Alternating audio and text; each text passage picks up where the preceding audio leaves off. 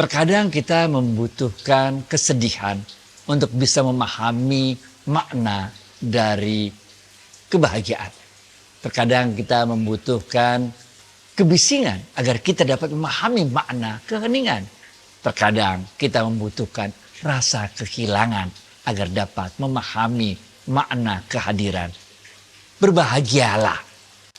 Jangan biarkan diri kita larut dalam kesedihan. Selalu ucapkan Alhamdulillah ala kulli hal untuk semua takdir yang ditetapkan Allah untuk diri kita. Baik, David.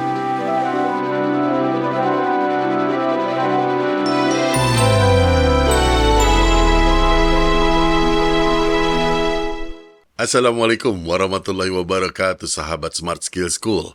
Semoga kita semua selalu dalam lindungan Allah Subhanahu wa Ta'ala. Amin. Sahabat, walaupun belum sempat dibalas semua, tapi kami selalu membaca setiap komen yang dikirimkan, baik pertanyaan, usulan maupun doa bagi kami semua. Alhamdulillah. Yuk jangan lupa subscribe, like, comment, and share. Nah, kita jemput sekarang Ustadz kita, Ustadz Adi Warman Azwar Karim. Ustadz, Assalamualaikum, apa kabar? Waalaikumsalam warahmatullahi wabarakatuh. Sehat, berkah, bahagia ya Allah. Amin. Amin. Ustadz, kesedihan itu pasti ada di dalam setiap tahap dalam kehidupan kita. Setiap orang berbeda-beda ambang batas kesedihannya. Ustadz, sebagian mengadu kepada Allah, namun ada juga yang mengadu kepada minuman keras, Ustadz. Paling tidak, katanya, kita lupa sesaat pada kesedihan itu. Ya Allah, kalau sedih, jangan melarikan diri dan masalah dengan minum-minuman keras. Karena dengan minum-minuman keras itu, kita malah mengisolasi diri kita dari lingkungan kita. Kalau sedih, caranya gaul. Karena dengan gaul itu, dengan silaturahim itu, kita akan tertolong dengan mendapatkan energi positif dari orang lain.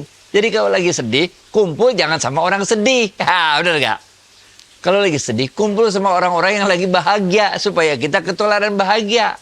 Apalagi kalau lagi sedih, jangan minum minuman keras. Karena minuman keras itu hanya akan mengisolasi diri kita. Walaupun kita minuman kerasnya rame-rame sama orang lain, pada akhirnya ketika kita udah minum minuman keras, kita mulai hilang pikiran kita, maka kita akan terisolasi, makin sedih lagi, bukan makin bahagia. Jadi udah, jangan pernah Bahkan ini merupakan salah satu dari 4 zat yang diharamkan oleh Allah yang tertulis nyata-nyata dalam Quran. Yaitu pertama nggak boleh babi, kedua nggak boleh khamar, ketiga darah, keempat bangkai. Ini susah ngelesnya kalau ini, bener gak? Karena ini adalah haram li zatihi yang secara eksplisit disebutkan Allah dalam Al-Quran.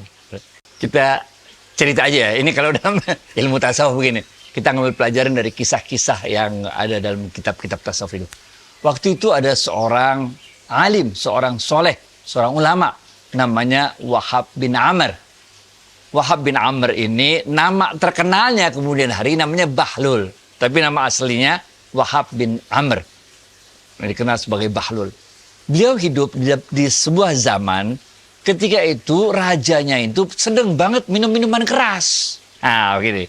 Sehingga rajanya itu sebel dengan dilarang-larang untuk minum minuman keras, minum-minuman khamar itu. Sehingga waktu itu Bahlul dipanggil ke istana. Wahai Bahlul, katanya. Benar gak?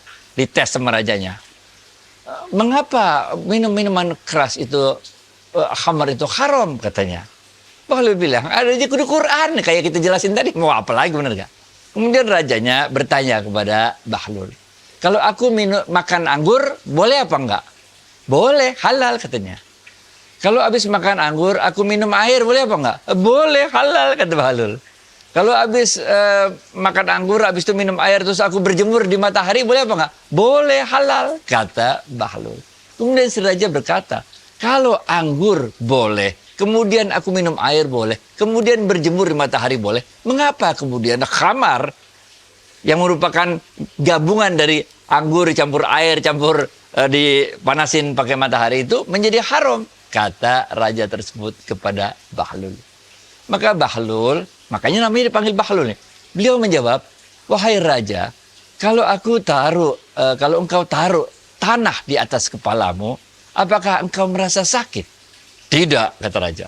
Apakah kemudian kalau tanah yang aku taruh di atas kepalamu itu disiram air, engkau merasa sakit? Tidak, kata raja. Apakah kemudian kalau tanah yang ditaruh di atas kepala, disiram air, kemudian engkau berjemur di matahari, engkau merasa sakit. Tidak, kata raja. Bagaimana kalau sekarang tanah tersebut aku kasih air, aku bikin jadi adonan, aku jemur di matahari, sehingga dia jadi batu bata, bener gak? Kemudian aku lempar ke kepalamu, sakit apa enggak? Sakit, kata raja. Ya, sama. Kalau anggur dimakan sendiri, kemudian minum air, kemudian jemuran di matahari, ya nggak apa-apa. Namanya bukan adonan, yang namanya khamar. Begitu juga dengan tanah tadi, ditaruh di atas kepala, dikasih air, jemuran matahari, ya nggak berasa sakit. Tapi kalau dia udah jadi adonan, menjadi batu bata, dilempar ke kepala, ya sakit. Itulah sebabnya khamar haram. Kasa si Bahlul memberikan ibarat, menerangkan kepada raja yang memang senang minum khamar ini. Jadi kalau dalam kisah-kisah tasawuf, khamar ini merupakan salah satu kisah yang sangat sering diceritakan. Oke. Kita ambil cerita sekarang dari Jalaluddin Rumi. Jalaluddin Rumi mempunyai seorang guru yang namanya Maulana Syamsuddin Tabrizi. Oke. Maulana Syamsuddin Tabrizi adalah gurunya Syekh Jalaluddin Rumi, seorang sufi besar. Suatu saat Syamsuddin Tabrizi, gurunya Rumi ini, datang ke rumahnya Rumi. Setelah makan, bercengkrama, silaturahim, kemudian gurunya ini, Syamsuddin Tabrizi, mengatakan kepada Rumi, "Wahai muridku, belikan aku khamar," katanya. Hah? Kaget Rumi. Aku baru tahu, selama ini kita berinteraksi, aku nggak pernah tahu bahwa engkau suka minum khamar, katanya. Iya, tolong beliin aja. Kalau gitu, tapi aku kan seseorang yang terpandang di kota ini, kata Rumi. Apa kata orang kalau aku beli minuman keras, kalau aku beli khamar? Benar gak? Udah, kalau aku suruh pembantuku, orang-orang juga udah tahu pembantu itu pembantuku, sehingga reputasi namaku buruk. Kalau aku yang belanja sendiri, ya juga orang tahu aku, kemudian namaku jadi buruk. Daripada menyuruh pembantu juga nanti bisa ngomong kemana-mana, aku beli khamar, maka akhirnya Rumi memutuskan untuk beliau sendiri yang pergi ke pasar untuk membeli khamar. Waktu itu khamar ini dijual khusus di pasarnya orang-orang Nasrani. Oke? Orang-orang Yahudi, Nasrani, bagi mereka kan minum khamar boleh. Jadi Rumi mendatangi pasar orang Yahudi Nasrani tersebut. Kemudian secara diam-diam Rumi membeli khamar tersebut. Kemudian dimasukkan ke dalam jubahnya supaya nggak ketahuan. Tapi ada orang yang memperhatikan gerak-gerik Rumi. Karena orang aneh. Kenapa kok Rumi masuk ke pasarnya orang Nasrani, orang Yahudi, terus di tempat orang jual khamar lagi benar. Jadi ada orang yang memperhatikan, Rumi memasukkan khamar tersebut ke dalam jubahnya. Orang ini kemudian mengatakan pada orang-orang lain, lihatlah orang yang sangat kalian hormati ini. Ternyata, walah orang peminum khamar. Kalau nggak percaya, buka aja di balik jubahnya itu, dia menyembunyikan khamar.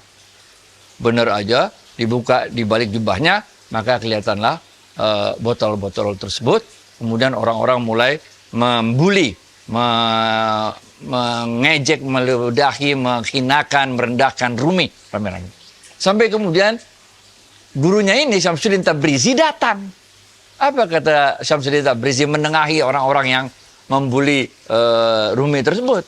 Gurunya mengatakan, mengapa engkau rendahkan, engkau hinakan seorang yang sangat mulia ini?